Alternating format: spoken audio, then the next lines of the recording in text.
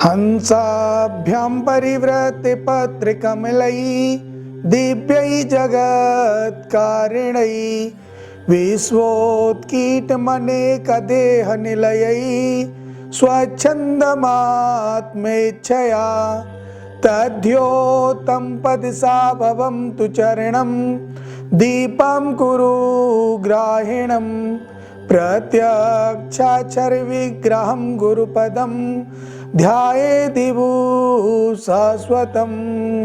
राधे राधे। त्रिनेत्र भाग्य में आप सभी का स्वागत है। मैं हूं आपके साथ आचार्य पुष्पेंद्र शास्त्री। आज बात करेंगे हम कुंडली में ऐसा कौन सा दोष बन जाता है, कौन सा योग बन जाता है, कुंडली में किस ग्रह के कारण हमारी अकाल मृत्यु हो जाती है। जानेंगे क्यों होती है, कौन से योग के कारण होती है, कौन सा ग्रह ऐसा है जो हमें अचानक आकस्मिक मौत दे देता है, मृत्यु दे देता है और कोई भी कुछ नहीं कर पाता। कहते हैं जीवन मरण, हानि लाभ, यश अपयश, ये सब विधियात, अर्थात ये 6 के 6 चीज परमपिता परमात्मा के हाथ में है। लेकिन भगवान के हाथ में होने के साथ साथ भगवान ने हमें एक वस्तु दी है, और वो क्या है? वो हमारे जीवन को सार्थक बनाने वाली नवग्रह शांति, अर्थात 9 ग्रह जो हमारी कुंडली में विद्यमान है। वो एक एक ग्रह, एक एक वस्तु को, एक एक लाभ को हमें दर्शाता है, एक एक नुकसान को हमें दर्शाता है। तो जानेंगे कुंडली में आकस्मिक मृत्यु हमारी कैसे हो जाती है। एक्सीडेंट के द्वारा मौत हो गई, अचानक बीमार हुए, साइलेंट अटैक पड़ गया, किसी को कुछ नहीं मालूम, अभी तो ठीक थे, खाना खाया, घर से बाहर निकले, मृत्यु हो गई। ऐसा क्या कारण है? एक्सीडेंट हो जाता है, सब लोग बच गए, आपकी मृत्यु हो गई। ऐसा कौन सा विशेष योग कुंडली में है जिसके कारण ये समस्याएं आती हैं? तो आप भी जाने अपनी कुंडली के बारे में।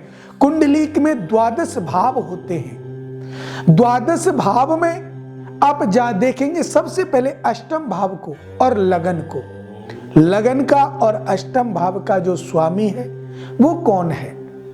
और अष्टम भाव का और लगन का स्वामी अगर आपस में शत्रु हैं और राहु से सूर्य से ग्रसित है, अष्टम भाव में विराजमान है, तो आपको कोई भी नहीं बचा सकता कि आपकी आकस्मिक मृत्यु होगी ही होगी। कोई नहीं बचा सकता, चाहे वो सड़क दुर्घटना में हो, चाहे वो आपके कैसे भी हो, साइलेंट अटैक के द्वारा हो, और कोई मौसम के अनुसार हो सकती है, और कोई भी आपको आरोप लग सकता है कि इस कारण ये मर गए। ऐसा संयोग सिर्फ और सिर्फ लगन का स्वामी और अष्टम भाव का स्वामी आपस में शत्रु हो तब, या फिर राहु और सूर्य, राहु से सूर्य ग्रसित हो, अष्टम भाव में हो, या इनकी दृष्टि वहां पर पड़ती हो, तो भी ये समस्याएं हमारे जीवन में आती हैं। अब हमें इससे बचना कैसे है? हम नहीं चाहते हमारा एक्सीडेंट हो, हम नहीं चाहते, कोई भी नहीं चाहता कि हम आकस्मिक हमारी मृत्यु हो। तो इसके लिए आपको कुछ उपाय करने की जरूरत है। सबसे पहले तो आपको करना क्या है? अच्छे ज्योतिषाचार्यों से परामर्श लें, कुंडली का आंकलन कराएं।